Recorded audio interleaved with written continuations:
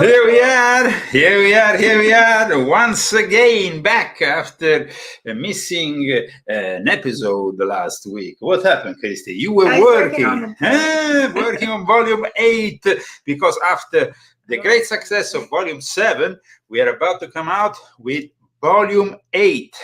And I think we are nearly there for the English version, maybe another week and maybe 10 days. Huh? No, I think I'll get it done before that. A week, 10 days. It's not easy to translate. So we are basically bringing out the Italian version this coming week, and then the following week we will be bringing out the English version. So this is really a mastodontic. Can you say that? No. Well, it's a great. Another one of those words. It's another one of those words. It's a great thing to actually be able to release for a small publishing company like us, small publishing house like ours, a book in 2 languages, a book of over 500 pages. So volume 8 is definitely something that a lot of people in various corners of the world are waiting for. First of all, let's start with our great sound. The dance of the information is here. Okay, welcome all of you. I see you in the chat. Not dancing because I was just doing some technical stuff. We have to dance together.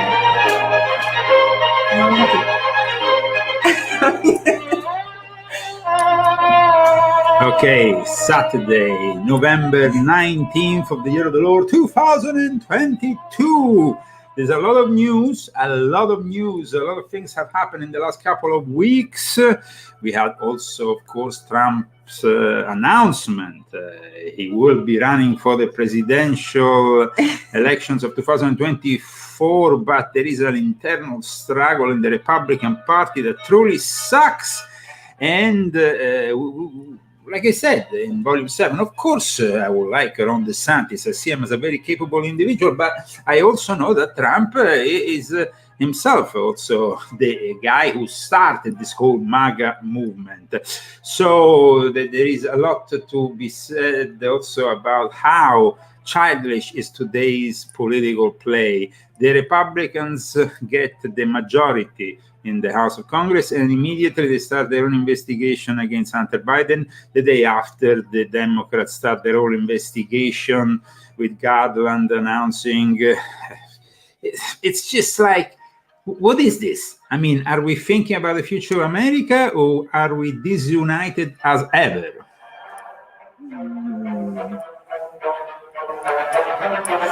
Leo and Christy Zagami, the Leo Zagami Show live from Palm Springs, California, 22 minutes past the hour. A lot of news is coming up. Hi, Kevin. Hi, Shavaz, I can't say it right. Christina Douglas, Super, Cameron Bruce, Hayes, all my friends Steve from Magdalena. Facebook. But I want to thank, first of all, our sponsors, and I want to give them an applause. Bruce, too. I saw him on there.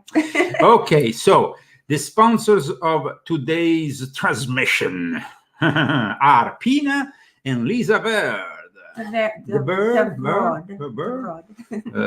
Yes, thank you, because you make this show possible. You are the sponsors of this broadcast. Of course, those who also purchase our books, my own books and Christy's books. But of course, we have sponsors, and you are the sponsor, and you can join, of course, the sponsors of the week. You can do it anonymously. You can do it publicly. That depends on you. And how can they donate, Christy? What kind of we have a GoFundMe, which of course can be used also with PayPal, and we are no longer on PayPal because we have been banned from PayPal forever, 6 times. We have won all the records. I have here.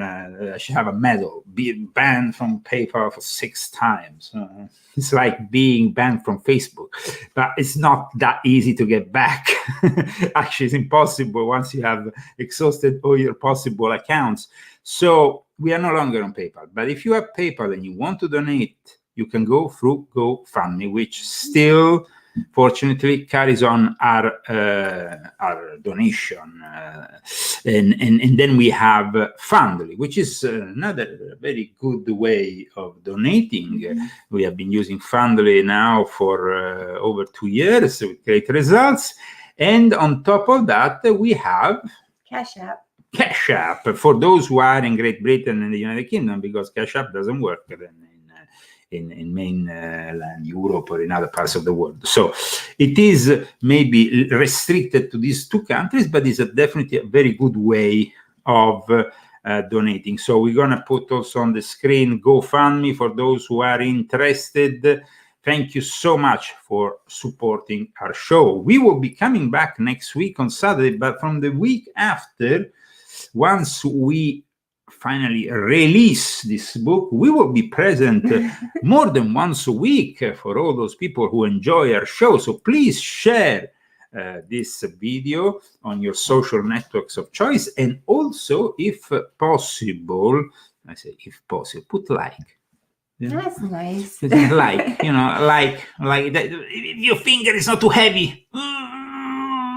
Like. Everybody likes it. And of course, at this point, we have a lot of news. From what we want to start from the news of the day. The news of the day is like a mafia kind of. Maybe it's suited for my look today. A bit of a mafia style look. Is that what it is? I don't know. But in any case, from Russia. They sent a warning to Kiev. And this warning was sent in the shape of a mock nuclear warhead. And there is a lot of people, of course, who don't know about it, because the mainstream media is not making such a big deal about it. But it is like, I'm sending you a warning. And next time it's not going to be a mock nuclear missile, but it's going to be a real one. Now, Newsweek confirms this mock nuclear warhead, as you can see in an article that was published yesterday by Isabel van Bruggen. And this is basically after that whole farce in Poland with the missiles that were actually sent by the Ukrainians. But in any case, 2 Russian cruise missiles were downed over Ukrainian capital. One was an X-55 cruise missile that had a block screwed on which acted as a simulator of a nuclear warhead.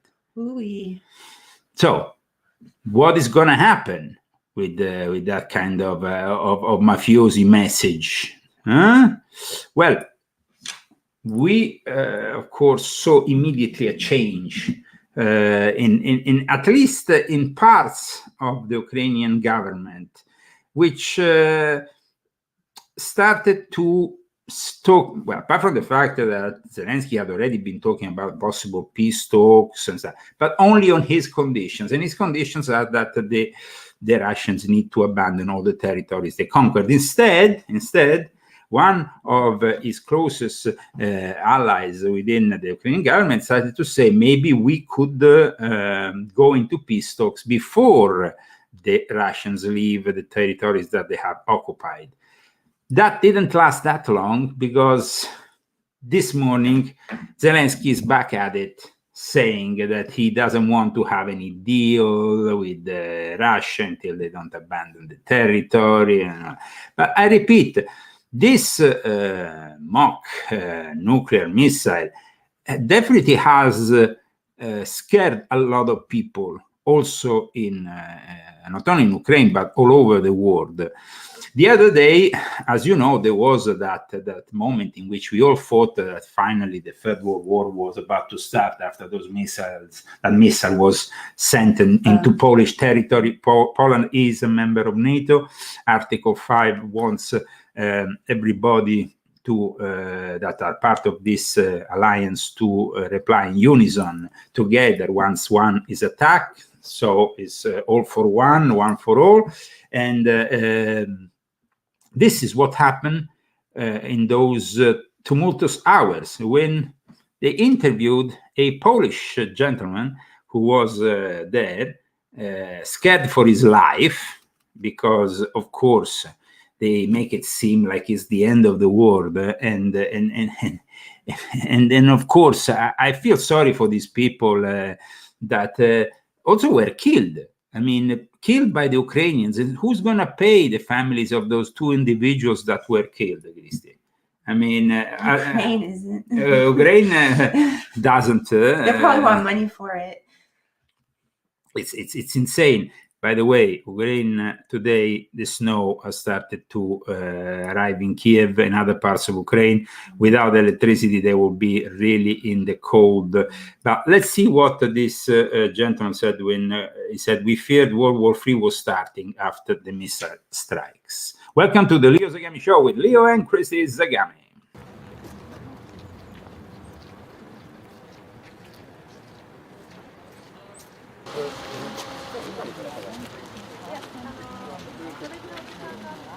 Odczuwamy ulgę. To, że zginęło 2 ludzi, to jest straszna rzecz. Okay, I think the problem here is that it will cover we will talk about also FATX and the whole bankruptcy of it today in our show. But like we said, we're focusing first on something that we, of course, think is more important, that this mafiosi-style warning from Russia should be taken very seriously. And let's go back to this testimony from this Polish individual. Before, of course, I have to take off this so you can see it very clearly now with the subtitles.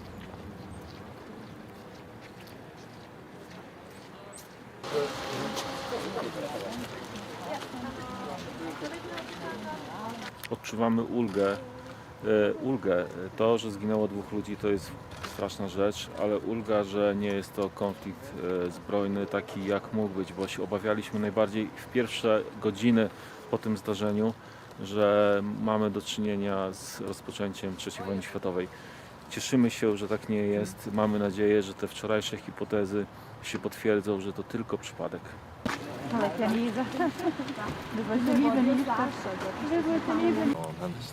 The crazy thing about all this is that then they went on from Jens Stoltenberg, Secretary General of NATO, to everybody in NATO. They went on with this mantra. Yes, the missiles might be of Ukraine, but the blame is always of Russia. I mean, they went with this pathetic thing that was really insane, and that shows us that they don't really have a logic. They only have their own logic. During the G20, by the way, there was the infamous speech of Klaus Schwab, also that made news this week. But on something that makes us, you want something that makes us laugh a little bit? Sure. Okay, great. so Lukashenko, because I know that you like sometimes the more light news. But I like all the light news. You like all the light news. Okay, so Lukashenko is the president of Belarus, which is the closest ally of the Russian Federation. He went on a rant about the closing of McDonald's leaving Belarus that was so hilarious. And then he said, who wants to eat it? But he said it in a room full of people, like he was discussing the end of the world. I think that this deserves a little bit of attention, because I don't think that even the Americans love McDonald's so much to give it this kind of attention. Я всегда вас призываю к тому: питайтесь, потребляйте свое, не бросайтесь на заморское. Это сегодня актуально звучит в плане того, что некоторые, особенно среди молодежи, да и, наверное, среднего возраста, может и старшего, стали ахать и охать: ах, Макдональдс уходит. Я думаю, слава тебе, Господи, что хоть уходит. Но только место Макдональдса, где работают наши люди, наши специалисты, где потребляется наш товар, должны занять белорусы. Роман Александрович, белорусы, запомните, никто иной. Мы сами должны... I mean, you might be thinking they're talking about, I don't know, a missile attack, something incredible, some great geopolitical statement. They're talking about McDonald's leaving Belarus, which is, I think, a very good thing. Definitely. Делать то, что когда-то делал этот Макдональдс, если кому-то это надо, и даже лучше. У нас что, булочку пополам не могут разрезать и впихнуть в эти две половинки кусочек мяса, картошки и салат? Господи, кто это потребляет, не знаю. It's great. At the end, he concluded, say, how can, it's just a piece of meat between two pieces of bread. So I mean, but this was, of course, a light note in a very heavy situation, which is, of course, a war which goes on because the West wants it to go on. Because if we put even more pressure on Zelensky will probably at the end be forced to go back to some kind of peace treaty with Russia, giving them the territories that they have annexed, because they are full of Russian-speaking people that were seeing their own culture destroyed, especially after 2014, when after a coup, the whole movement that eventually brought Zelensky to power, this Nazi movement within Ukraine, started to really persecute and purge Russia tradition from the Ukrainian world. Welcome to the Leo Zagami show. So I see more and more people are tuning in. We have also a lot of news from Brazil, because Brazil is another election gone completely wrong, no? And it's sad to see that But but didn't we kind of have a red wave? Because we haven't had a show since the election. So we are having, actually, guys, we are having a red wave here in California. That is not really being discussed so much in the news, but the candidate that we voted won, and we are very happy about this whole situation, because we have seen that gradually there is a change. A change is happening. Of course, in the big cities, the change might be more difficult, because the LA, San Francisco, they're going to inhabit themselves even further. They don't care about the people that live in them, the Democrats. So that's about it. But finally, we have seen also Nancy Pelosi out of the House of Congress. Isn't that great, guys? This is at least a great result. I mean, no matter, it's not, I mean, the only red wave, we have to be honest, was in Florida.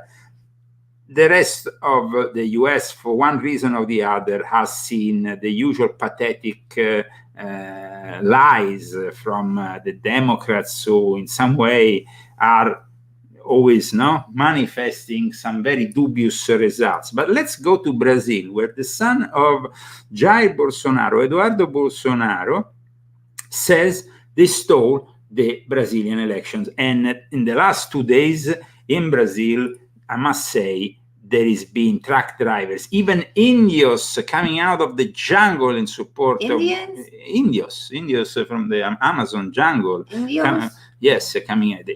How you call them? I don't know. Indigenous people. Indigenous. Aborigine? No, that's in Australia. I'm a little bit indigenous, I know. I seem indigenous. No, but I'm actually more American than you, my dear. I have American DNA in my blood, out of Chile, out of the Indios of Chile. Not bad. ¿Me permite una foto, por favor? ¿Me permite una foto, por favor? Eduardo, from America, did they steal Brazil like they stole America? The election.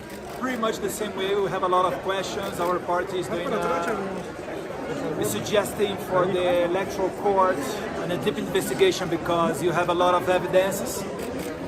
Unfortunately, they are not doing that. That's why people are still in the streets. Today, we have 18 days that people is on the streets protesting, not only that because they do not want a criminal again in the presidency, but also because the way that the campaign happened in Brazil. And these evidences about the machines is only one thing. You have much other things that the electoral court didn't go in a right way during the campaign. Thank you, sir. Thank you. God bless you. God bless Brazil. No crean en las fuentes de la prensa de Brasil, la gran prensa. Tienen todo el abierto en la internet. Busquen por la internet. Here we got the Spanish version of it, but it was pretty clear in English what the son of Bolsonaro was saying. And this is what has been happening in the last couple of days in Brazil. And I must say, there is the grounds for a possible civil war if it goes on. For the moment, it's very pacific, though. And these are the truck drivers, and we will see the Indians of Brazil. Here we go.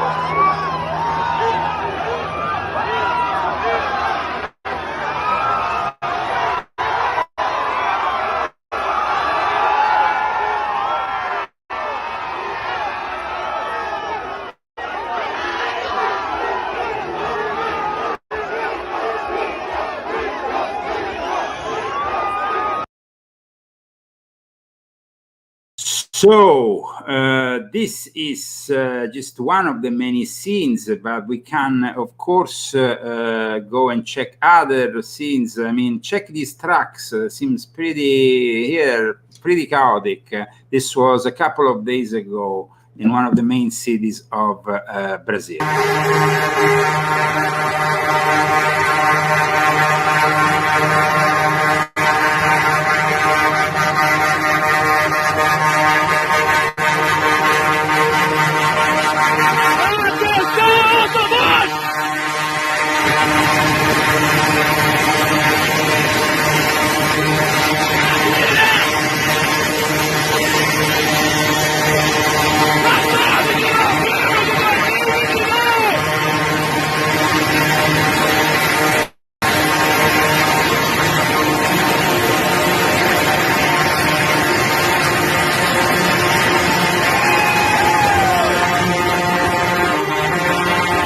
And on top of this group of very angry people that are protesting and supporting Bolsonaro for these elections, that unfortunately have seen Lula, who had been arrested, who used to be a guy from the unions. He's a communist, he's a Jesuit agent blessed by Pope Francis himself.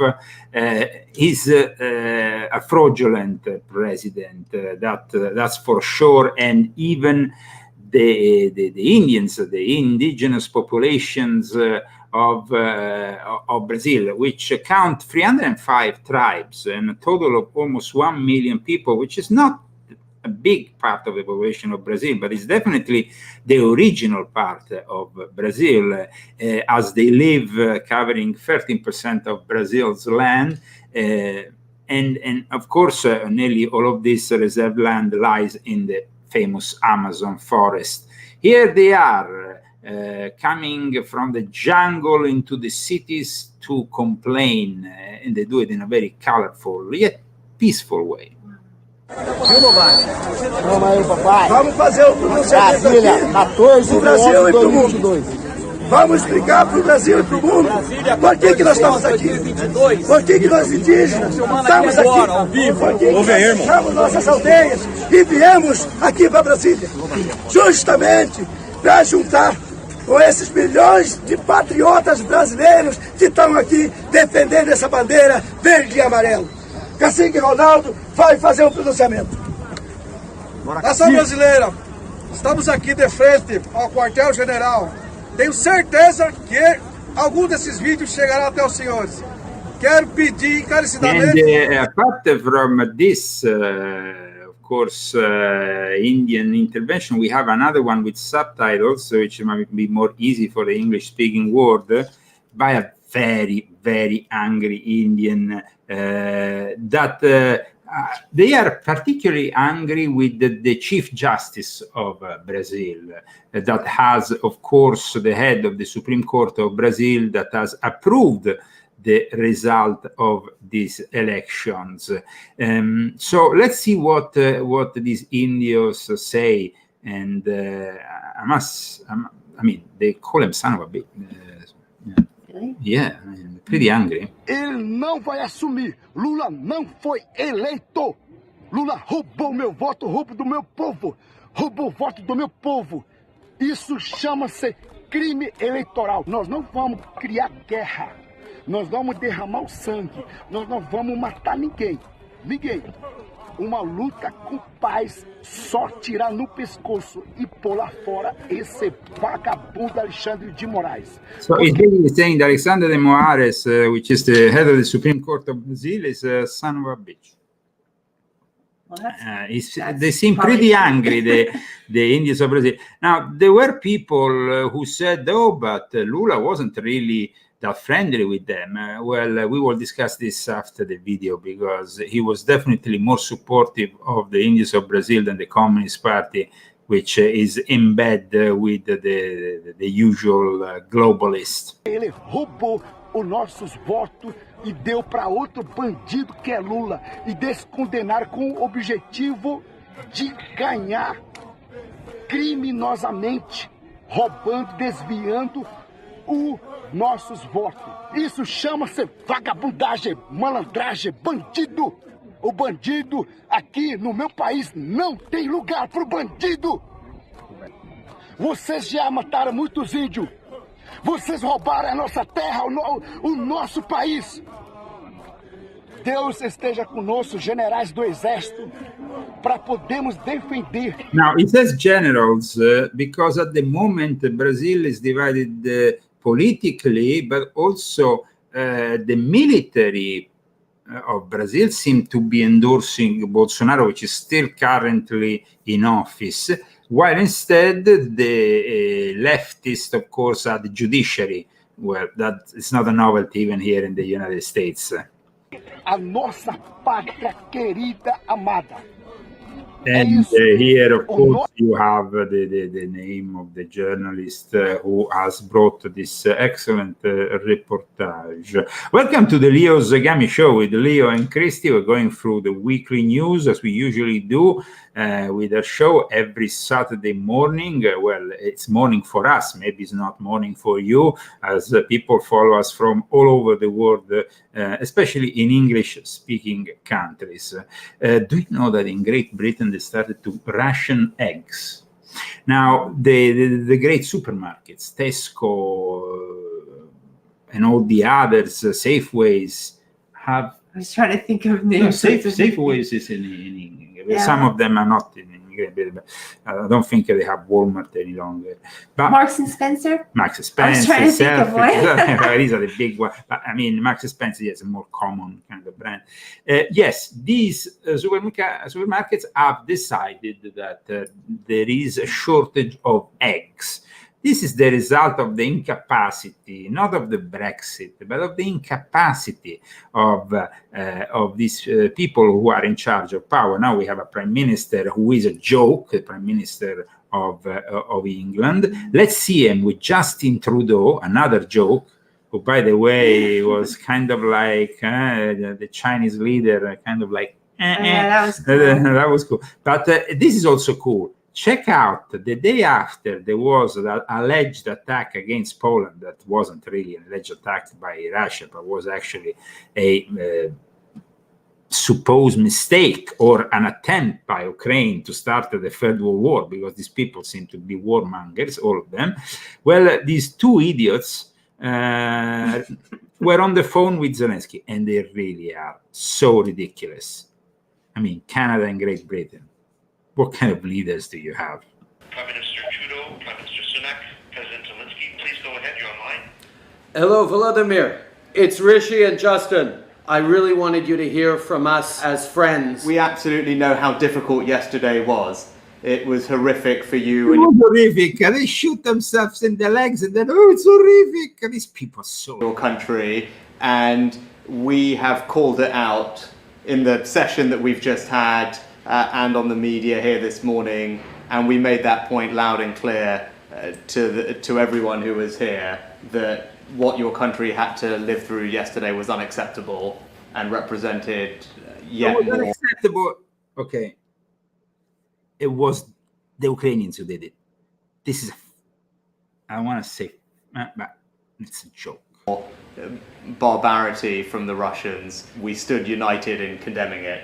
Rishi and I really wanted to reach out to reassure you, to show you we're standing with you, and to say we're gonna figure out this step by step all together. Thank you, Volodymyr. Talk to you soon.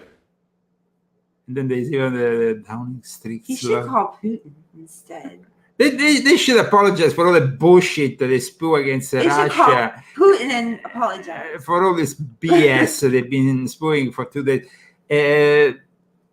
Canada is it, yeah. I ain't saying nothing. I have friends in Canada, and Canada is really... they don't like the situation there at all either. So they're fighting it. Well, they're fighting it. They're shadow banned. You can't fight. I have friends fighting in this war in Canada. For real. You fight only like you did in 1776, and that's with a war. You use guns to fight. And, and then they don't have any. No, but they don't have any guns. They took all their guns away. You don't know that. Yeah, the Canadians a month ago ordered all the guns to be taken away from people, and they can't anymore. They can't trade anymore their handguns. Trust me. Well, Richie and Justin, the product of the World Economic Forum and of Klaus Schwab. Klaus Schwab, of course, was at the G20. Let's hear what Klaus Schwab, the Fourth Reich is upon us. The guy said that it's all going to be great, harnessing the power of innovation for the future, and encompassing growth. Klaus, and of course, he's talking on behalf of his lover, Harari, who is instead with his husband in Israel. Excellencies, distinguished participants of this very important meeting, let me first congratulate the government, the President government of Indonesia for exercising such a great hospitality for all of us who are here. I would also like to express my admiration for the quality of the preparation of this B20 meeting. It reminds me, actually, in 2010, I proposed to the chair of the G20 at that time. Z-bugs! Will you eat Z-bugs? Well, remember, the fourth industrial revolution is upon us. Now, my second point relates to the fourth industrial revolution the minister mentioned. When I wrote the book about the fourth industrial revolution, when I wrote the book, I conceptualized the idea of this revolution. I conceptualized the idea. Yeah. So when I hear him, my right hand goes like this. Control yourself. Control. Hi, Klaus, the Fourth Reich. I described 23 technologies. And at that time, only 5 years ago, many of those technologies were considered science fiction. Today, they all have become realities and new technologies we have to deal with. Quantum technology, the metaverse, and I'm very proud. Yeah, let's get all microchipped and Harari. Somebody said that they bought the book of Harari. Which one? The book for children? Because, guys, Harari writes also books for children. And this is how he promotes them in his Sabbatian Frankist way. You see how Harari presents his book for children? Not really. I know, but when you want to take care of your children, don't give them an Harari book.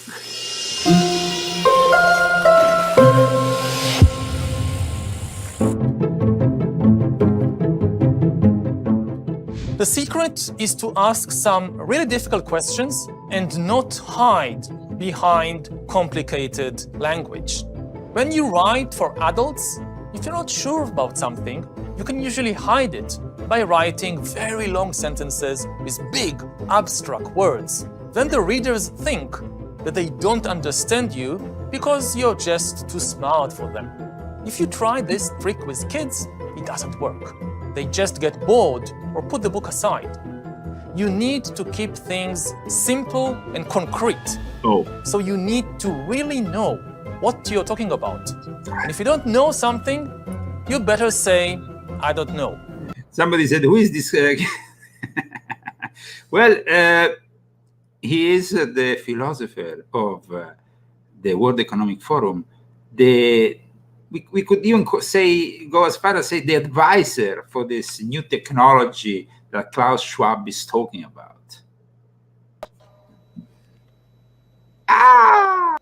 Indonesia is again one of the countries which wants to ride at the forefront of those developments of the fourth industrial revolution.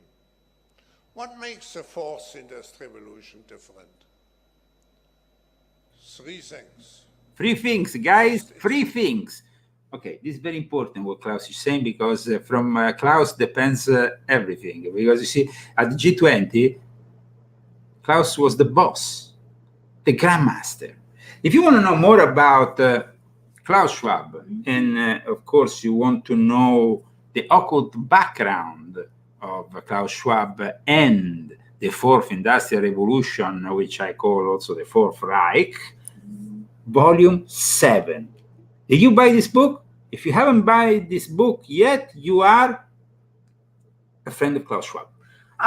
The scope, contrary to earlier technology. And at that point, I would suggest you buy Harari's book. No, there's no. This means that it's actually more difficult to write for kids than for adults. It forces you to think harder. And it also Who are those monkeys that Harari has in his book? brings history to life. And that's what history is really about. Banana Adventures. Now, why does Harari, the book of Harari, talk about banana adventures? I have a problem It doesn't here. have anything to do with it. No, it says here, banana adventures. Italians are obsessed with bananas. No, but I think that everybody knows about bananas. You don't think anybody knows about banana? You don't call this is my banana in English? You don't say that? I don't know. I mean, you we're say, talking about a kid's book. well, but Harari is a pervert. And that's what history is really about. Bringing the dead to life without putting the living to Bringing the dead to life. This is the children's books of Harari. Bringing the dead to life. Who is this guy? Bringing the dead to life is he rewriting the history without God? Is that what it is? Well, of course, but bringing the dead to life, it's not really something, a word you use with children. How humans took over the world, the sapienship.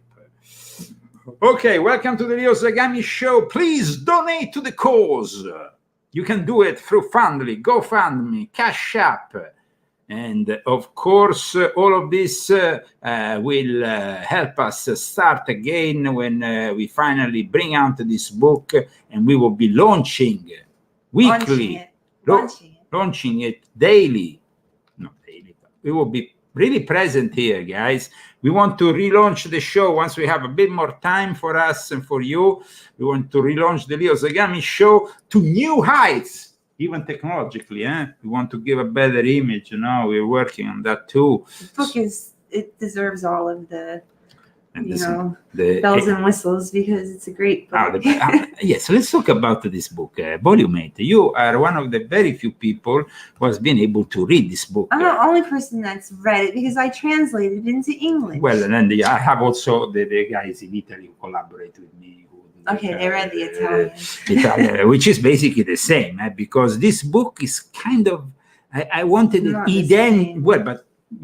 Well, it's not the same, but it's identical in the sense that we have respected every single citation, it's been an extraordinary work from your part, Christy, too. Yeah, and then you go through and then you look at my translation and you make sure that I haven't translated anything wrong. So it's good.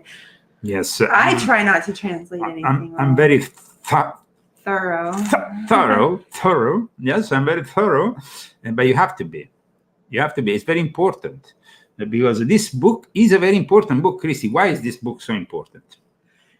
Okay, well, this book is so important because it's everything wrong that they've been doing to us from the dawn of time, practically. I mean, it's like I didn't know.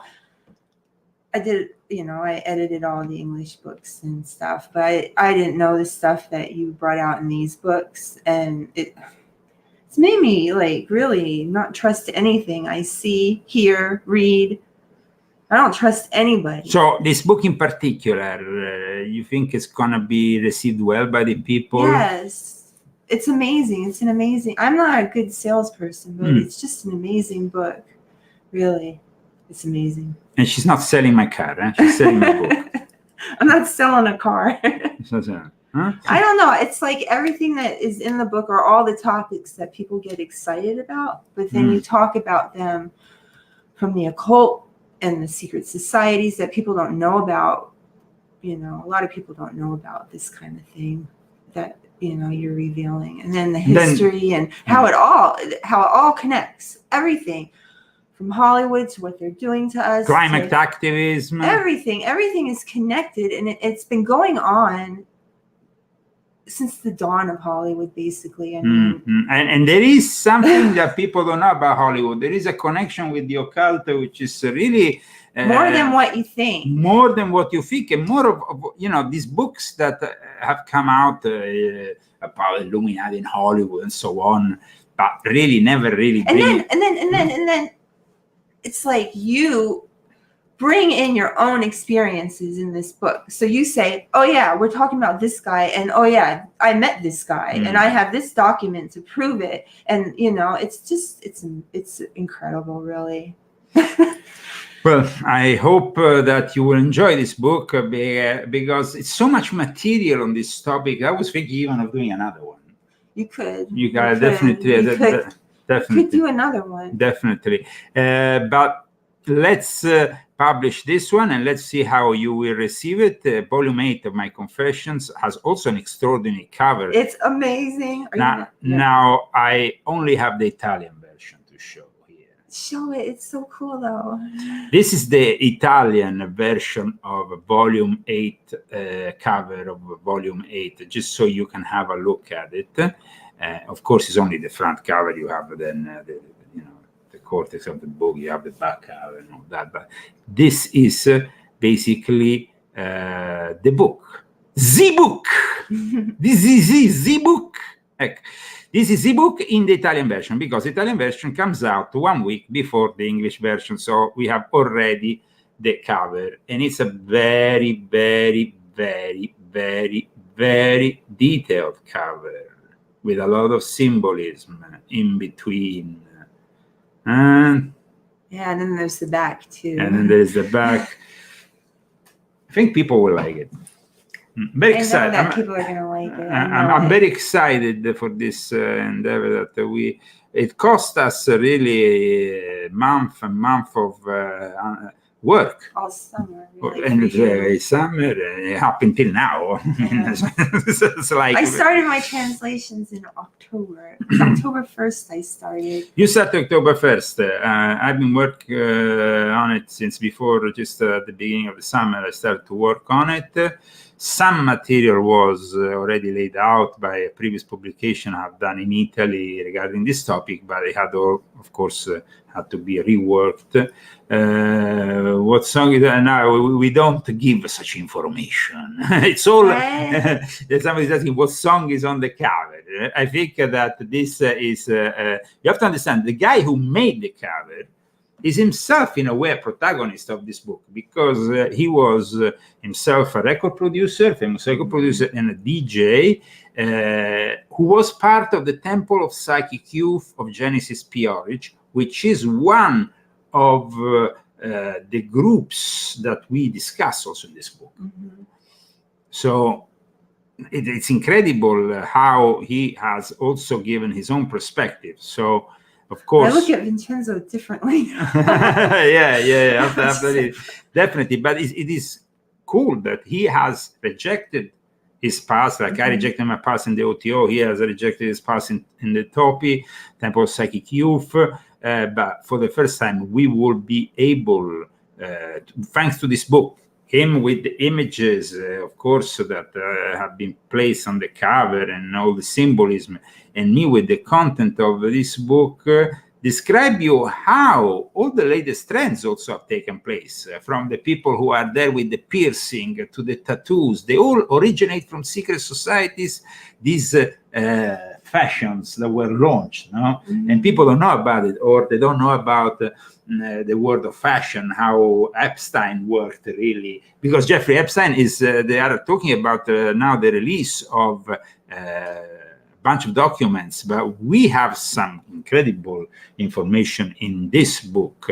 So I think that people will find it astonishing. So prepare for a great volume 8, and we'll do a Hollywood production to launch it. Well, we will be also hopefully launching a channel dedicated only to that book, because there's so much material I would like to upload on a YouTube channel. It deserves like all the different things deserve a discussion about them, you know.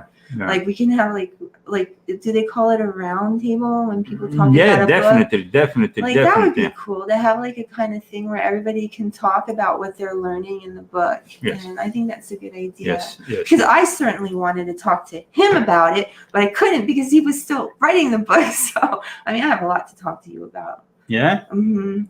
When we're done with this book, I have a lot to ask you. Okay, that's a very good thing. I'm looking forward to your questioning about the content of Although this it was book. very clear, I just can't. It's amazing. I can't believe it. So. But I think that finally people will start to understand this pervasive manipulation that goes from the cinema to the TV to the art world. The art world continues to have these idiots that throw from the climate agenda. No? The climate agenda is present also in Hollywood. And by the way, this book also will show you what the World Economic Forum and Klaus Schwab is doing in Hollywood and who is doing it with. Sorry, guys, I'm really looking forward to see what kind of reactions you will get. I will get from this book. And let's move forward with yet more information. There is, of course, a constant invasion of the United States of America underway. These are images that are filmed in Texas. It's strange how these kind of things happen in Texas and they don't happen in California. Like thousands of people in the middle of the night that are passing, because California is, of course, a blue state. Instead, Texas is a red state. And this invasion, it's piloted so to change the whole DNA of states which have predominantly been conservative. Now, it's sad to see that human beings are used this way, to change. We gotta get Trump back in. Well, we gotta get that wall back up. Absolutely. There is definitely something wrong going on here with all this? Scary. It really is scary. Somebody is asking me if Rumble is for Rumble. It's a platform where you have to pay a lot of money if you want to start having visibility and you want to start streaming services. Yes. And we tried. We have some material on Rumble. We sincerely don't get that many results. It seems like, you know.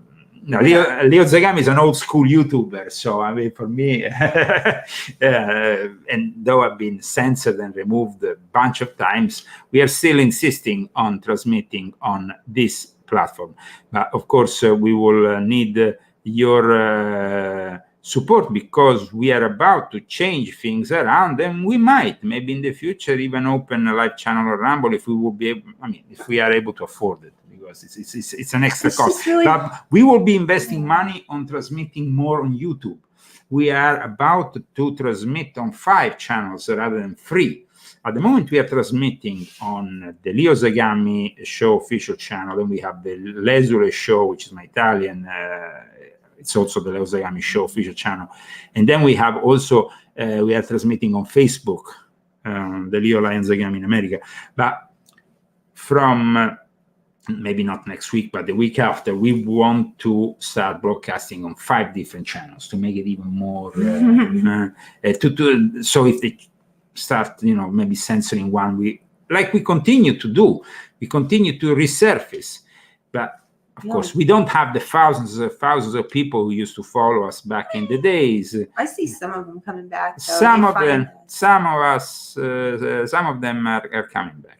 All these immigrants, where do they end up? Well, Governor Abbott has sent once again some immigrants in front of the house of Kamala Harris. Kamala, who is at the moment in Asia, she has better things to do than to take care of the border. But this is how Governor Abbott has dropped off another 50 migrants in front of the observatory in DC where Kamala lives. It happened this morning.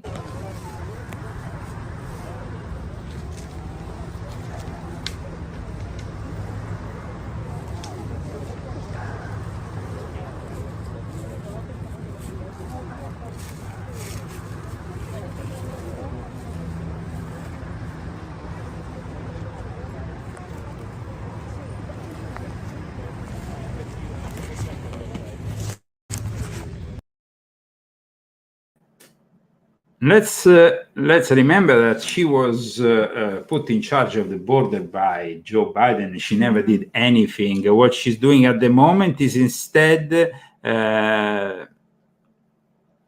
licking ass, being, kind of submissive woman she is. Today in Bangkok, I greeted President Xi before the APEC leaders' retreat. I noted a key message that President Biden emphasized in his November 14 meeting with President Xi. We must maintain open lines of communication to responsibly manage the competition between our countries.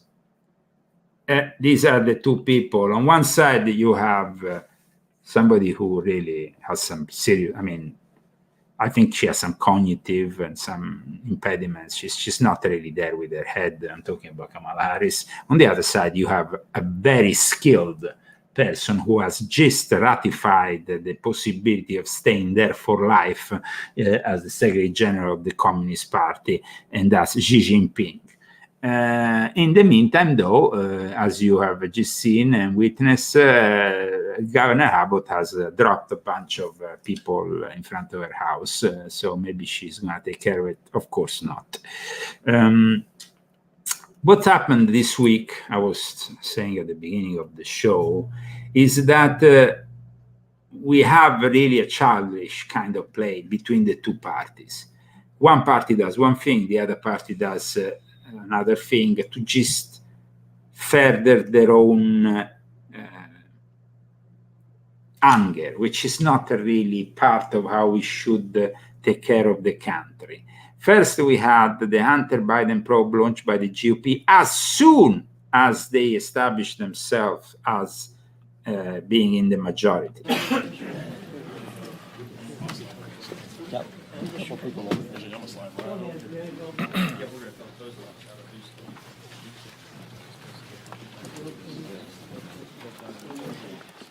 Right here. All right, well, I want to thank everyone for coming out today.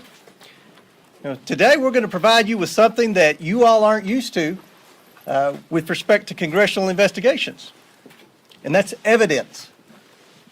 Committee Republicans have spoken with multiple whistleblowers from numerous schemes involving the Biden family, reviewed Hunter Biden's laptop, and received documents of previously unknown transactions. What we found are business plans aimed at targets around the world based on influence peddling, including with people closely tied to foreign governments like China and Russia. We also found plans based in the United States where the Biden family swindled investors of hundreds of thousands of dollars, all with Joe Biden's participation and knowledge. So this, of course, without going into the whole thing, which you can easily find online, was the opening theme of the Republican Party. Now, I completely agree. What happened with Hunter Biden was disgraceful. I mean, we were all censored. I even lost a couple of channels for talking about him. I mean, it was incredible, the level of censorship. We had channels removed that YouTube never replaced with years of material simply because we were trying to denounce what was happening with Hunter Biden. The fact that he was friends with the head of the Chinese intelligence, the fact he's a corrupt man connected to Burisma in Ukraine, took money from the wife of the mayor of Moscow, all kinds of things. So Hunter Biden, of course, is a subject that a lot of people will think is important, but it's not as important as the inflation, as the poverty that is growing in this country. And that's why I think that the Republicans should have maybe waited a little bit longer before giving this announcement. Because inevitably, after the announcement of Trump, we have the reply, let's say, from the other side. The reply from the other side is to instead start a new investigation against Trump. I think that all this is not really bringing us, it's not bringing us anything positive. They're so afraid that he's going to get elected. Yeah, I mean, of course. All you hear is just negative. I mean, this guy, the DOJ, nominating the special counsel for Trump, Attorney General Merrick Garland, he did this, of course, the day after they had announced this investigation. So it's, you do this, we do that. And it's kind of like, I think it's so childish. And at the moment, the American people deserve better from both parties.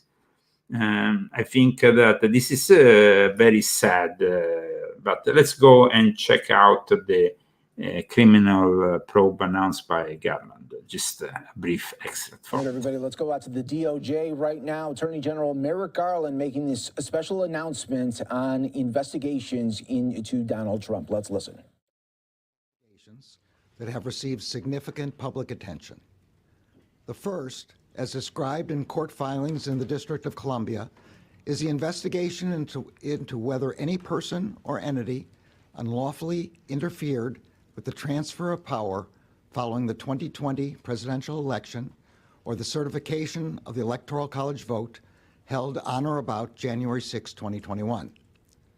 The second is the ongoing investigation involving classified documents and other presidential records, as well as the possible obstruction of that investigation, referenced and described in court filings in a pending matter in the Southern District of Florida. I'm joined today. So, you see, one side does one thing, the other side does the other thing. No, we have this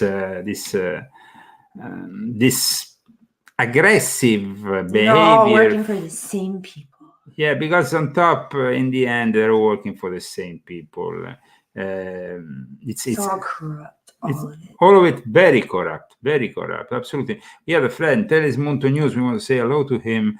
he did a very interesting interview. I actually would like to broadcast it maybe next week with some people in support. They were against the Brexit, in support of, I mean, how can you be against the Brexit when the Brexit has been the only way to detach from Europe, from the EU. The EU, which is the most, I mean, guys, the EU is something else when it comes to freedom of speech. Let me tell you, they don't have any freedom of speech. They don't have any freedom of speech. They break down your door. And they break down your door, but it's not me saying it, guys. Let me check here something that will shock you. I mean, this article says it as it is on Zero Edge today, regarding, of course, the limitations that the EU wants to give on Elon Musk, saying Musk, of course, is as we know, is leaving a lot of people that used to work at Twitter without a job. He's kicking them out of the company. He thinks that they are ineffective. They were all a bunch of woke people pushing for leftist ideology. However, this article is interesting because it says here, in the process of reducing a certain number of moderators, but he will have to increase them in Europe. Moderators? While instead he's having less moderators and less censorship, Europe is requiring Elon Musk to have more control. Europe is actually saying, watch this, I mean, Europe is, he knows perfectly well that what the conditions are for Twitter to continue operating in Europe. Breton said, and is there Europe is one so-called democracy here in this article. It says, where nobody even pretends there is freedom of speech, even as it bashes authoritarianism in places like China and Russia, and sadly, it's a preview of what is coming to the US. No way, Jose. I hope not, but this is basically, you know, I mean, we had a European Union official saying that Elon Musk will have to, his Twitter bird will have to fly under the rules. And this means they will have to increase moderators in Europe, while here he's opening up things. But I have to say also something else. Yesterday, of course, there was a big disappointment at InfoWars because at one point somebody had said to Elon Musk, bring back Alex Jones, and Elon Musk said no.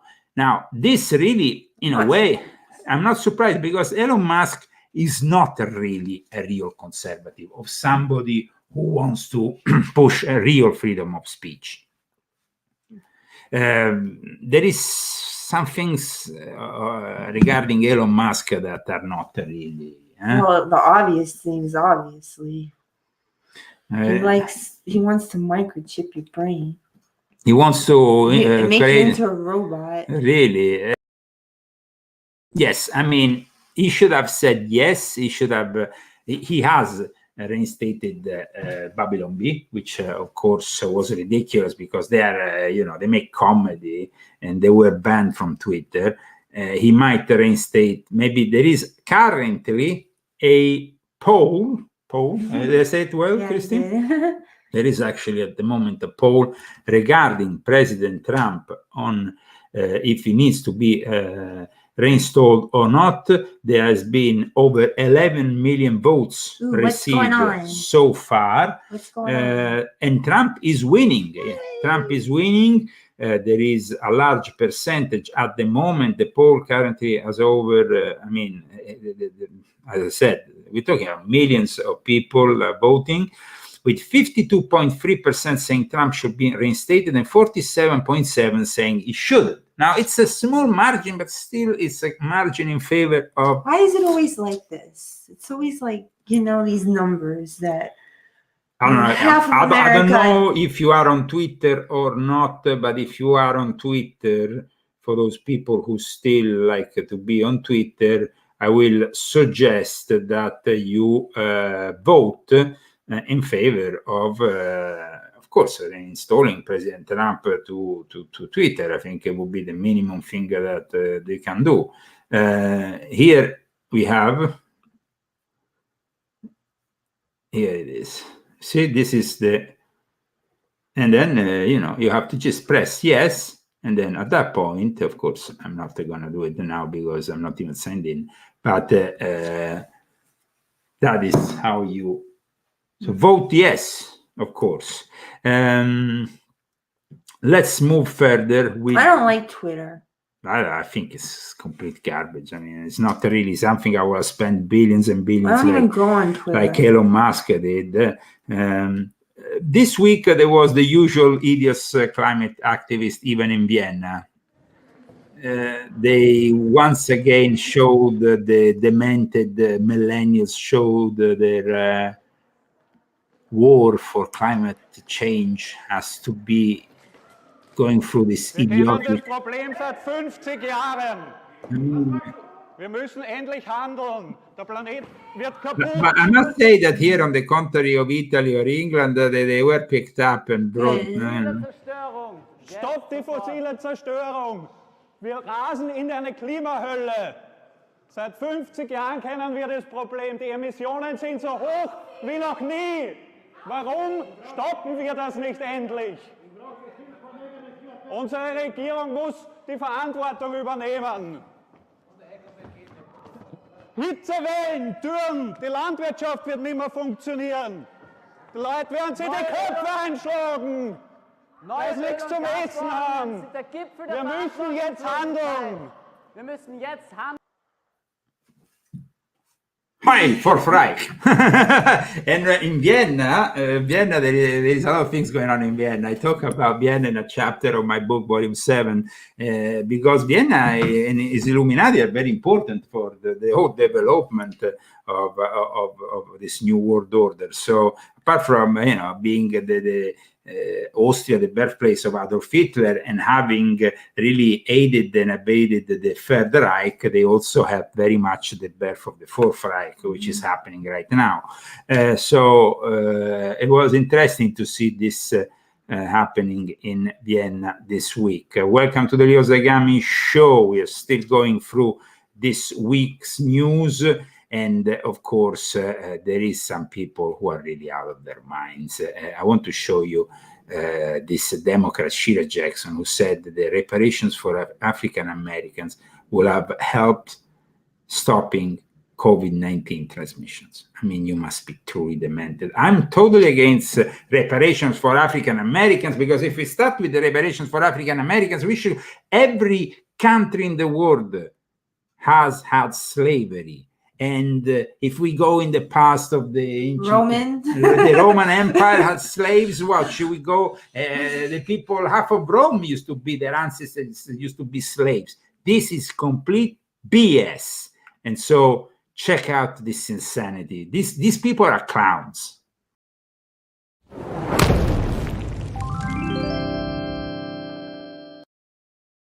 Stands on the basis of facts. There is no doubt that we have been impacted. That DNA in the trajectory of slavery to today. For example, at COVID, black African Americans got COVID at a rate nearly 1.5 times higher than that of white people, or hospitalized at a rate nearly 4 times higher and 3 times likely to die. COVID hit us very desperately. Interestingly, a recent peer-reviewed study from Harvard Medical School suggests that reparations for African Americans could have cut COVID-19 transmission and infection rates both among blacks and the population at large. Reparations are curative. They're not punishment. The analysis continued to look at data throughout the nation. Do you understand? Reparations could have stopped the transmissions of the China virus. This is insanity. Stop this insanity, America. Stop this insanity and help supporting the Leo Zagami show. You can do it through Foundry, GoFundMe, and Cash App. And of course, Cash App is available for those who don't know it only in the UK and the US, because we have people following us from all over the world, Australia, Canada. I don't know if they have Canada. They have Cash App in Canada. I don't know. We should ask. But in any case, we have Foundry and we have also GoFundMe. These are our sponsors, and we thank today Pina and Lisa Laverde. The Bird. Sorry, Lisa. I can never seem to pronounce your surname very well. Now, guys, you all would like to bring your own daughter to the launch of your latest missile. What? Yes, that is something that happens in North Korea. Finally, the dictator of North Korea, Kim Jong-un, has brought to light the existence of a daughter, and he has done it just parading her during the launch of his latest missile.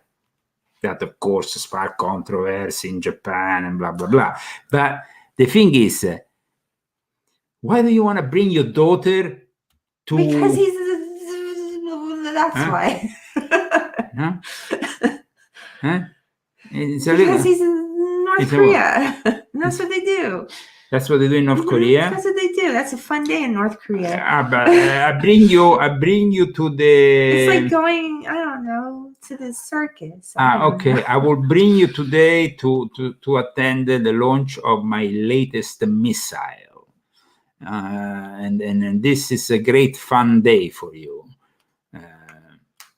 Watch the missile. Yeah, I like this reportage in Italy. Kim Jong with the daughter. Here's the daughter. Come and see the launch of my latest missile. Oh, Daddy, you're so wonderful. Oh, wow, such a big missile you have, Daddy. Oh, yes, daughter. Yeah, this is, of what course. A big missile you have. Which missile you have, Daddy? I'm gonna. It's his other.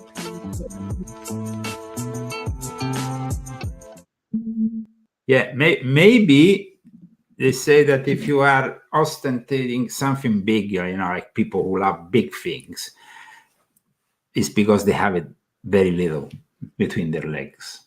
They say that in Italy. It's a kind of. So imagine how little is Kim Jong-un. I mean, we are not talking about a guy who just buying a pickup truck or something big because he wants to feel fancy. We're talking about a guy who's parading a missile. It's not the size of the wave; it's the motion of the ocean, darling. I don't know about that. I don't know about that. I don't know about that either. I don't know about that. Yeah, I don't know about that. Okay. Another clown show. When it comes down to clown shows, the Democrats are number one. Yes, let's laugh. The Supreme Court filing on student loans. This is the same week that Fed Governor Christopher Waller had said that pay increases across the economy should slow because there's too much money, essentially, in the economy. Are there concerns from the administration about the inflationary effects of student loan debt forgiveness? So look, I want to be careful. Again, the Federal Reserve is an independent body, and so I'm not going to comment on the actions by the Fed or remarks from Fed officials as well. So again, they're independent, and we respect the independence of the Federal Reserve. So I will say this, that the president's top priority is tackling, especially when it comes to the economy, is tackling inflation and lowering prices for the American families. That's why he's taken the actions that he has on gas prices. That's why he's taken, it's a success. Biden thinks that actually he is helping the economy. I know this might seem insane, but check out what he's saying here. Biden really thinks he's not only slowing the inflation, he's helping the economy.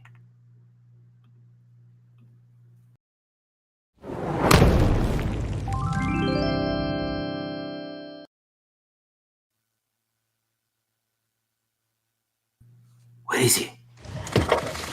Where is he? Good to see you, pal. What? Oh, thanks for doing this. Okay. Thank you, David. I know. So Good nice to to see see you, you, sir. man. Thank you Good very to much. see you. Yeah. Poor Janet had to travel around the world with me, so Good to see you. Yeah. She had to smell my stinky farts all over the world. All right.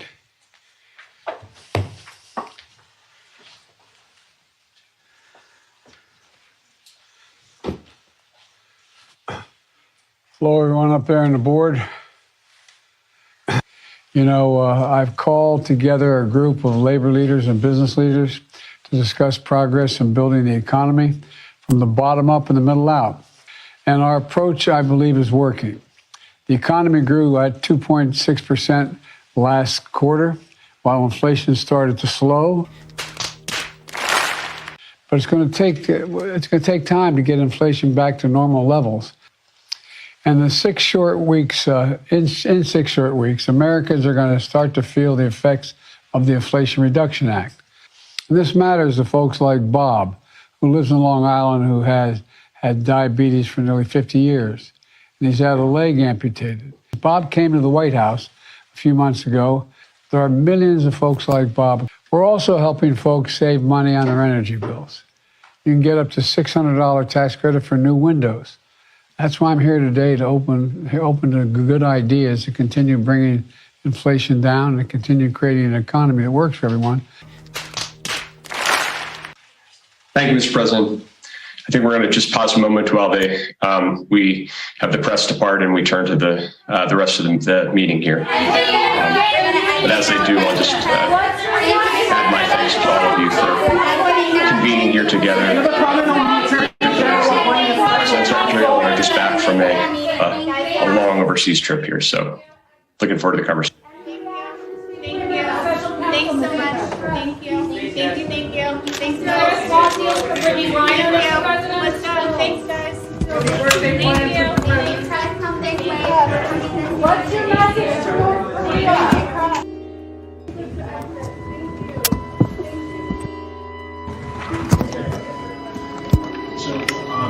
Mr. President, we're eager to get everybody's views on the table as the President said. They're really showing themselves to do really well. Yeah. Why Democrats and the president took the actions that you saw and signed into law. The president signed into law the Inflation Reduction Act. So as the president said today, this week's data shows sign of progress in lowering inflation without giving up any of the economic. Yeah, sure, in your own heads, because I go to the pump and it's still incredible amount. $7 or something. I go to the supermarket and I spend more for a turkey than no. I mean, it's like $50. Gains that we have seen the past 20 months. But again, when it comes to this particular federal officials that you're asking about, I'm not going to comment. But again, I just laid out more broadly where we see the economic situation. Specifically on the loans, has the administration analyzed any potential inflationary effects of student loan forgiveness? Again, by making those comments is kind of connected to what the federal officials. Okay, full-blown stop. Okay. Nothing to do with the Fed. Well, that's the way you asked the question, so that's the way I was answering the question. Has the administration analyzed any potential inflationary effects of student loan forgiveness, the plan that the administration has enacted? It's a good question that you're asking, but look, the president has always. I don't have any data to share with you on that particular question, but the president has been very clear. The president has been very clear. He's been crystal clear on this, and so I'm going to leave it there. But we're going to get going. Thanks, everybody. Have a great weekend. Does President speak about COVID-19 with President Xi?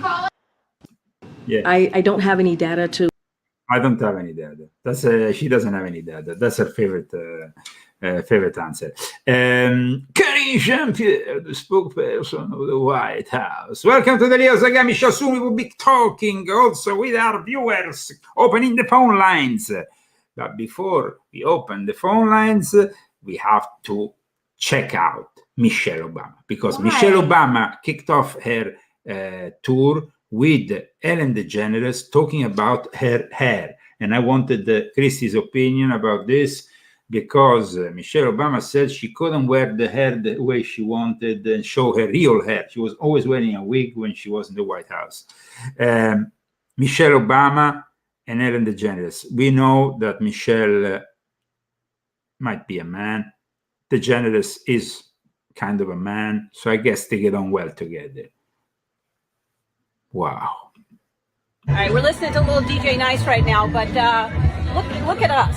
We are at the Warner Theater in DC for the first The Light We Carry tour conversation. I'm helping launch the Light We Carry tour. This is my girl. Yeah, this is I my love girl. her. We're gonna have so much fun. We are so excited. This is going to be amazing. It's amazing. gonna be the best thing. And we're going to start like now. It's coming. Right now. Let's do it. Okay. Then I'll turn this off. All right.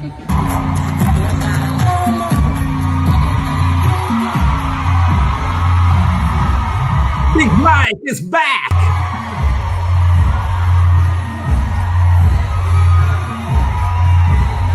You don't want to be different than other people, that you want everybody is supposed to be the same, but you talk about what you think that does to someone to wear a mask. Well, the modern day term for it is imposter syndrome, right?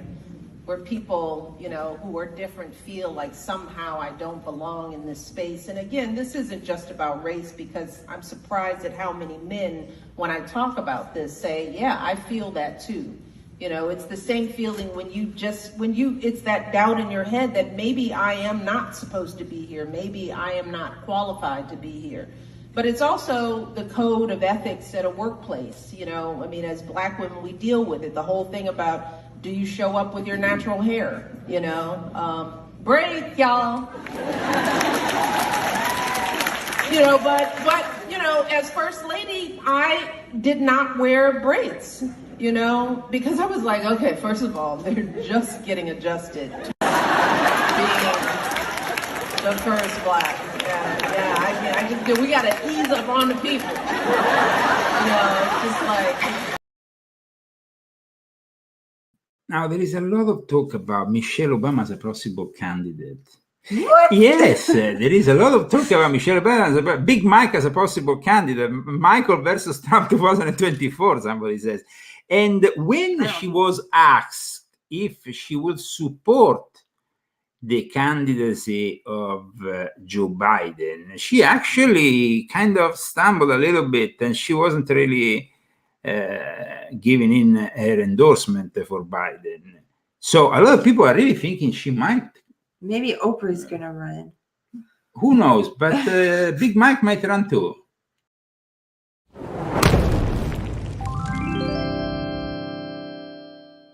Barack and Michelle, welcome home. Welcome home. Of course, President Biden is a good friend of yours. How do you feel he's doing as president? I think he's doing a great job. I think that he's doing the best he can under some tough circumstances. Do you hope that President Biden will run again in 2024? You know, I will have to see. I think that that's a personal decision that she doesn't seem very convinced. Christy, what do you think? Huh? Nobody's convinced. He and his family have to make. Do you hope that President Biden will run again in 2024? I don't want to be one of the millions of people weighing in on what he should do. You know, I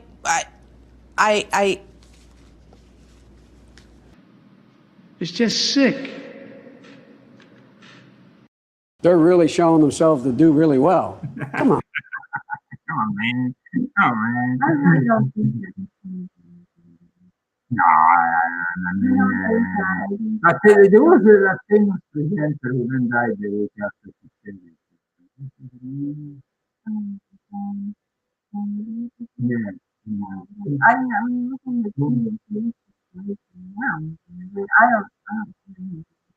Who cares? Who cares? But we have some revelations about Michelle and Barack Hussein Obama. The audio seems to be gone a little bit.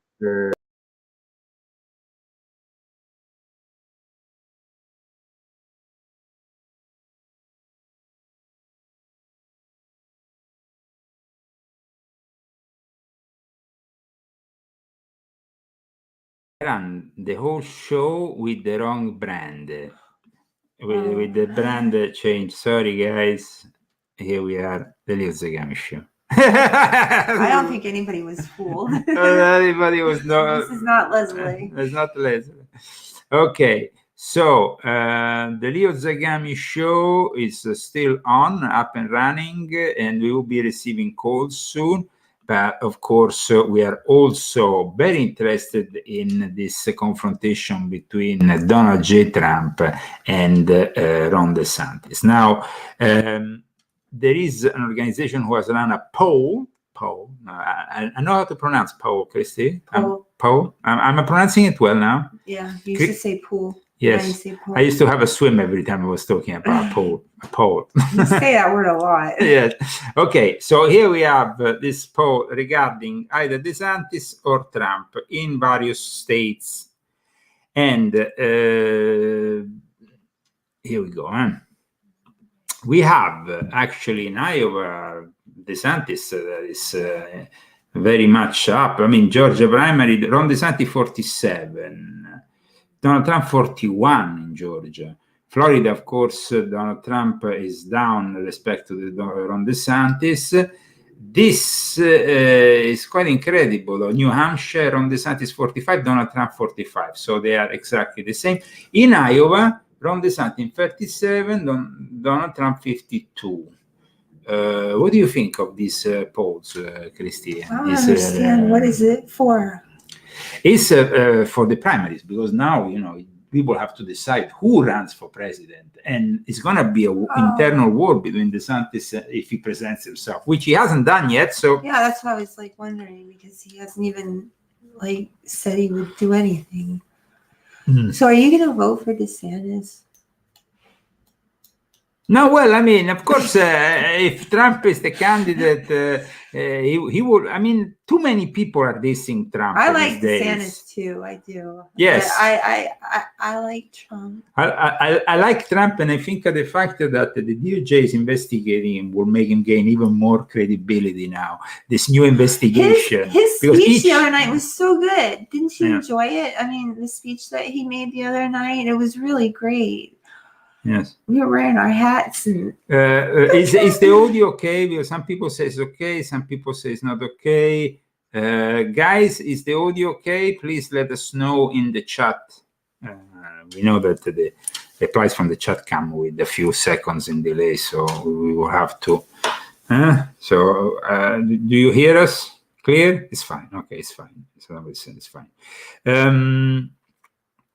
Okay, so let's move forward, because in the meantime, William Barr, I really don't like William Barr, who used to be, as you know, in charge, Attorney General, when Trump was the president.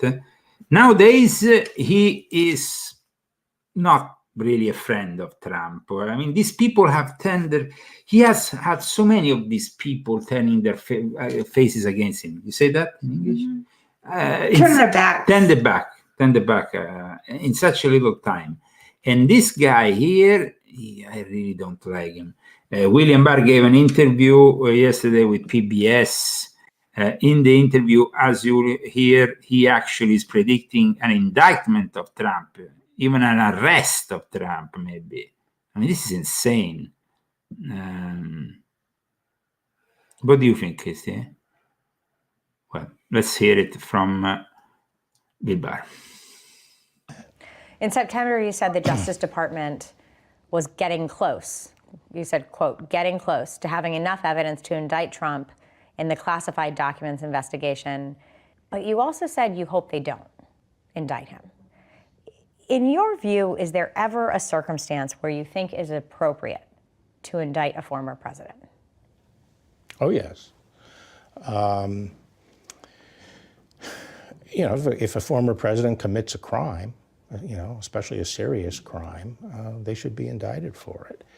If the Department of Justice can show that these were indeed very sensitive documents, which I think they probably were, and also show that the president consciously was involved in misleading the department, deceiving the government, and playing games after he had received the subpoena for the documents, those are serious That's charge a serious it. enough That's serious. crime. That's a serious well, enough crime. I said that I personally think that they probably have the basis for legitimately indicting the president. I don't know. I'm speculating. You're speculating, yeah. But given what's gone on, I think they probably have the evidence that would check the box. They have the case. And if they have it, should they? That's a decision for... If you were AG, would you? I'm not going to get into that. Do you think they will?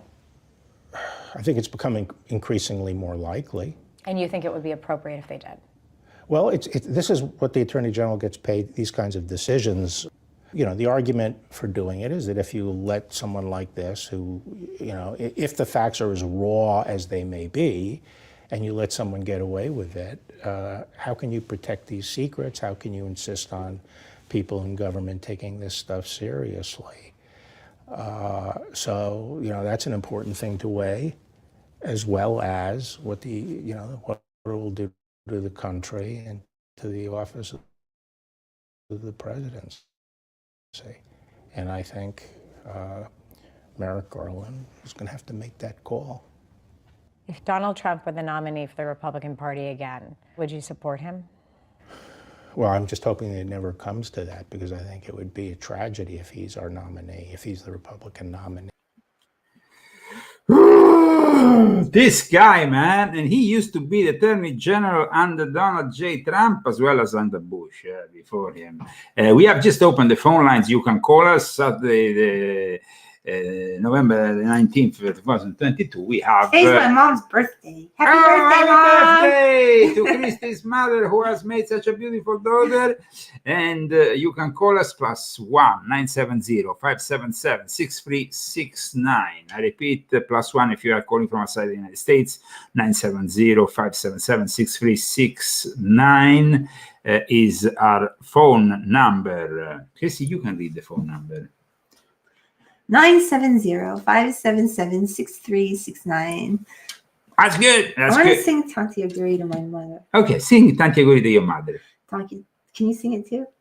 Tanti Aguri, Yate, Tanti Aguri, Yate, Tanti Aguri, dear mama, Tanti Aguri, Yate. Okay, we sang in Italian. Okay. This week there was a lot of talk about two frauds that really... one is FX, the other one is Holmes. We all know that Elizabeth Holmes has just been sentenced to 11 years in prison for the Theranos fraud. But on top of that, we have also that whole fraud that regards instead FTX. This is a little bit like Coinbase, these crypto exchanges. I was trying to understand what happened. Well, what happened is that, is it okay, first of all, these two people that this week have been condemned for this immense fraud, one has been arrested, the other one not yet. Now, both of them have been supporters and even donors of the Democratic Party. However, we must say that the guy who, with his hairdo, incredible hairdo, is Sam Bankman-Fried. Already the name, calling yourself Sam Bankman-Fried. I wouldn't trust a guy called Bankman-Fried. Bankman-Fried? Yeah. If you are the head of a coin thing exchange, and you call yourself Bankman-Fried, doesn't sound very good. But in any case, Sam Bankman-Fried, the alleged crypto scammer who lost, I mean, we're talking here about something like over 30 billion, and the money of the investors also, at least $1 billion from the investors. I mean, these people, they went to the app. It was an app that they used to buy this is crypto? the biggest scandal. This is bigger than the scandal of Bernie Madoff. I mean, this is a scandal that, of course, also involves, like I said, the Democratic Party, because he was a huge donor. He contributed, him and his co-founders, with even donating money to 9 members of the House Financial Services Committee, who is supposed to investigate. And so he has corrupt people. He has made some of the largest contributions to the Democrats on the committees, Digital Assets Working Group also. which work on the regulations to the crypto industry. So he was corrupting the people who were supposed to monitor him. And nobody's really focusing so much on this. The Democrat Maxine Waters, which I profoundly hate. I don't really hate anybody on Maxine Waters. Is somebody I can't stand. Who chairs this committee, announced that the probe this week has been made into the FTX collapse. But I mean, they've been taking money from this guy, and not only him. I mean, that other woman, Elizabeth Holmes, no? Elizabeth Holmes, she basically now is going to go to prison next year, I think in April. She has a sentence of 11 years. At the moment, she's pregnant, so somehow she has delayed the whole thing. But check out how Cory Booker, who is one of the most demented Democrats in the ever, how he defends her. Says, watch this. Cory Booker pleads for leniency in sentencing of Theranos. For Democratic senator says Elizabeth Holmes has sincere desire to help others. Oh, sincere desire. Oh, yes, because she was a darling of the left. That's why a sincere desire.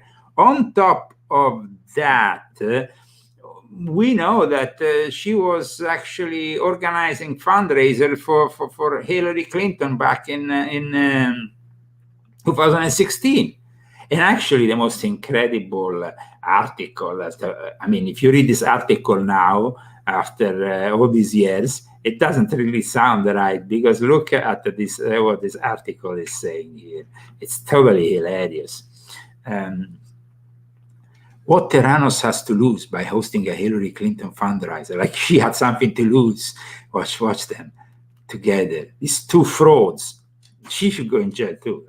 It might seem like a political blunder for Hillary Clinton to accept a fundraiser hosted at Theranos, the embattled biotech company, because at the time it was still embattled. Now it's a complete fraud. You know, she has created a scam of immense proportions, just as the guy from FTX. Chief Executive Elizabeth Holmes, who will host the event at the company's offices in Palo Alto on Monday, has been struggling. Oh, I know about that place. Huh? Palo Alto. Yeah. So, guys, these are corrupt people, and the guy, the FTX guy, is a complete scammer, because FTX, you just put FTX, Democratic Party, and you will get basically a bunch of stories. But having said that, the Associated Press is still trying to defend FTX. Check this out.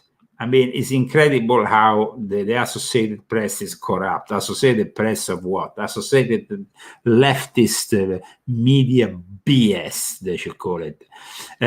Watch this. Post spins baseless theory about FTX, Ukraine, and Democrats. Oh, baseless theories. So let's see these baseless theories. Well, USA to Ukraine has loaned it back to the Democratic Party through the failed cryptocurrency exchange firm FTX. Well, guys, FTX is a fraud. No matter what these people at the Associated Press say, but they will, of course, say all kinds of things, because the FTX fraud is billions and billions and billions. And of course, it influences also the way we perceive cryptocurrency, because they were also endorsed by a lot of people who said it's an added value to have your crypto on FTX. Famous people, models, football players, and others, people that now are going to be liable. I doubt that they're going to be liable, because this is a country in which if you are a Democrat, you can get away with murder, literally. If you are a Republican, you can't do anything, even enter a building, invited in by a policeman, you're going to end up in jail. Like a criminal. You really do, especially in California. In California, but California is changing, though. I haven't seen it around me.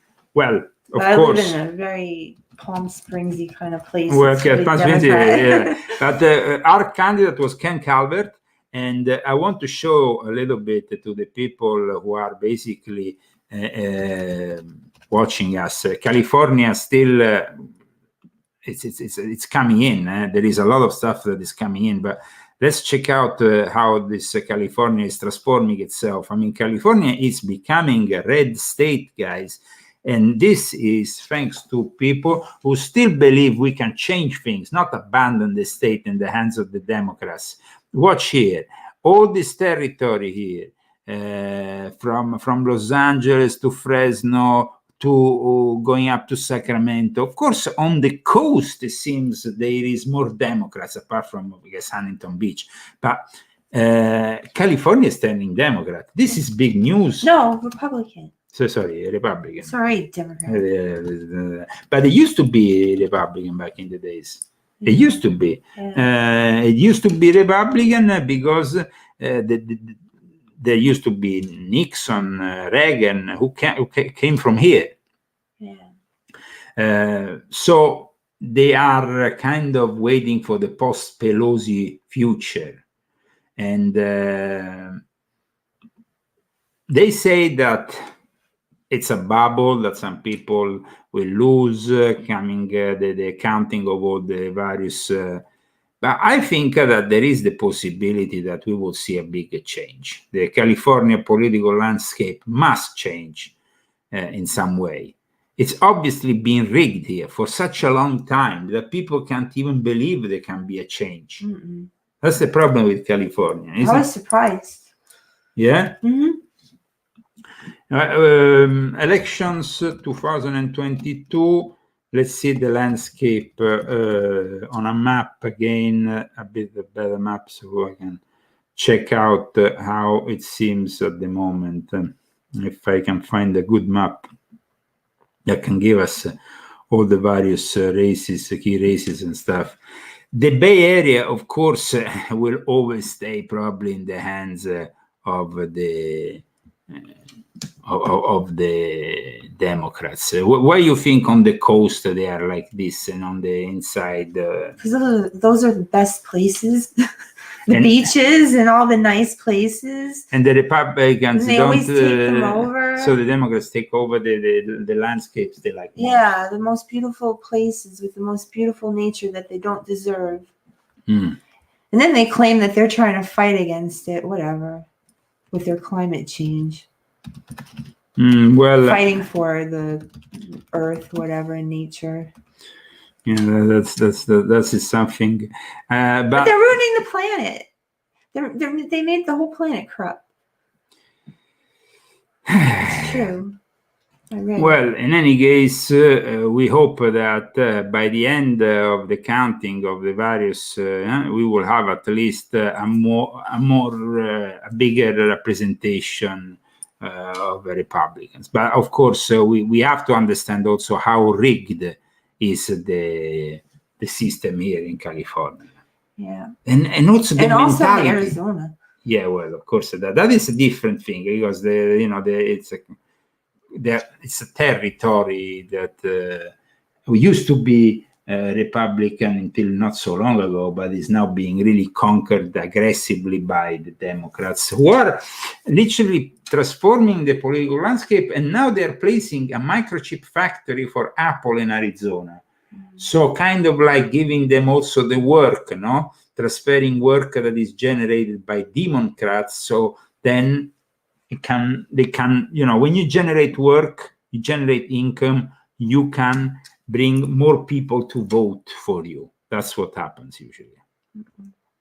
So obviously, we will be waiting for the end results of California, hoping that we will get definitely. Is the phone line on? The phone line is on. Nobody's calling today, so we might soon go to our pizza, because that's a ritual on a Saturday. We have a pizza. We have a pizza. We have some salad. No, we don't have any salad today. No. So just a pizza. Just a pizza. Just a pizza. Okay. It's a pizza.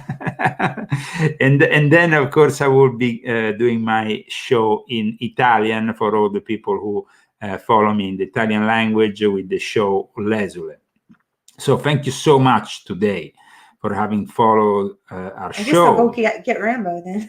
Well, I mean, I guess soon we can go and get Rambo. But regarding Arizona, I have some interesting news because Cochise County, how you spell it? Like this, Cochise. Cochise. I don't know. Is actually delaying the result because they want to, of course, they want to somehow analyze it further and confirm it. So this is happening in Arizona. There is of suspect midterm ballots until November 28th.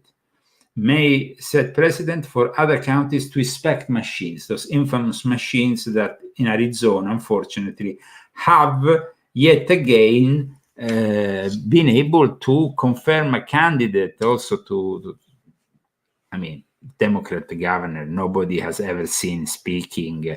She refused to confront the other candidate, and she wins. She wins because Arizona is getting corrupt, just like California. So a lot of people say, why don't you go to Arizona? Well, Arizona is definitely already on its way to become a new California for the Democrats. Yes, because they all went there. They all went there. The problem is that they ruin what Democrats do. They ruin their own states, and then they go and ruin the other ones. All the other states. Because they lament there's too many taxes, this, that, and all the other. First, they create all these politics, these rules, these laws. They ruin completely the state, and then they go elsewhere. And they want to ruin Texas, but fortunately they didn't manage. The Texans have been resisting. They tried desperately conquering Austin and all the various cities, trying to preach their Democrat ideology, woke ideology, but it's not working. They have transferred also a lot of business into Texas, but still they haven't really managed to get Texas, because that's a big state that the Democrats would love to have, just like Florida. Florida is completely lost after these elections for the Democrats. I think they have completely disappeared off their map, of the map. So, but it's sad to see that America has all these problems. And what do you think, Christy? About the future of America, because it's becoming obvious that it's I believe in America. Yes, but will we be able to resist all this corruption? In the end, I think that, I don't know. I mean, I just believe God's going to come make everything right, because everything is so wrong. So I think everything's too messed up. It's just everything is too corrupt. Let's see what Alex Jones says about Elon Musk not reinstalling him on Twitter. Even Senator Josh Hawley yesterday brought this up to the head of DHS, Mayorkas, and said, you're helping run the censorship and you're surveilling the American people and telling big tech who to censor. So Elon Musk has the EU threatening him not to bring back Alex Jones and Donald Trump. He has DHS behind the scenes with a bunch of moles inside his organization. There's a question right now on whether Twitter will even be able to continue on to the future because all of the sabotage. Is he defending him? So as I said in the last month with this buildup, I want to see Twitter freed overall first, and to see if Musk can even get control of it before we talk about Donald Trump or Alex Jones being brought back. But at the end of the day, that doesn't matter. I've built Infowars.com. I've built our syndicated radio show and TV show that reaches tens of millions a day. You've built it with your word of mouth. And we're not going to sit there and hope that Elon Musk can free Twitter. We've got Rumble. We've got Gab, we've got Getter, we've got Telegram, we've got so many other great platforms that we're going to continue to energize those and promote those and get those out to the world. Just because there's tyranny at Twitter and tyranny at Facebook and tyranny at Google and tyranny at Apple doesn't mean we can't build our own system. That's the well, I think that is true. It's true. It's definitely. Okay, guys, let's see Rambo, and let's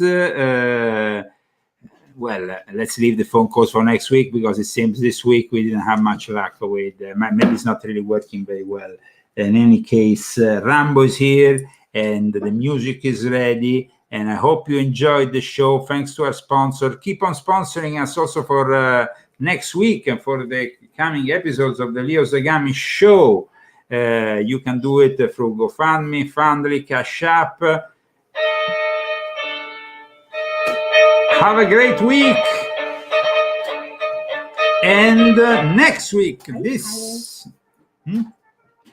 next week, who is tired? Rambo? Rambo is tired? Rambo, are you tired? No, he said no. Okay, so next week we will finally be able to announce the official release date for the new book, Volume 8. In the meantime, Volume 7, I recommend you to get Volume 7, to get also Christie's books. All the books of the Zagamis, this is recommended reading for all of you because they're rather prophetic. This was published in February 2019. Rather prophetic. Take care.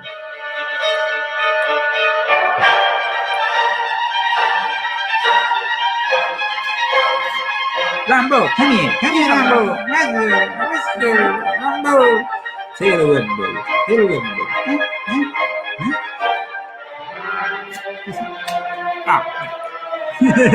Hi, everyone. Have a nice Saturday. And have a great week and weekend. See you next week. Huh? Okay. Hasta la vista. Hasta la vista, baby. From Palm Springs, California, this was the Leo Zagami Show. Spread it, share it.